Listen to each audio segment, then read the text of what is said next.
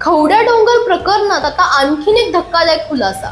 कुणालच्या वडिलांनी अचानक घर सोडलं आणि त्यानंतर कुणालच्या मनात वडिलांबद्दल असुरक्षिततेची भावना निर्माण झाली होती, असा दावा त्याच्या मावशीने केला।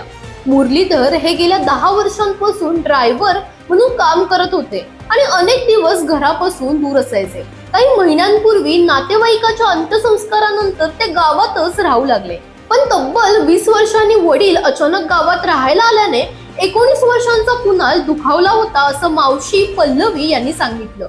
याशिवाय कुणालचा मोठा भाऊ आदित्य आजाराने गेल्यानंतर त्याची आई संगीता यांनाही मोठा मानसिक धक्का बसला होता, असा दावाही त्यांनी केला आहे।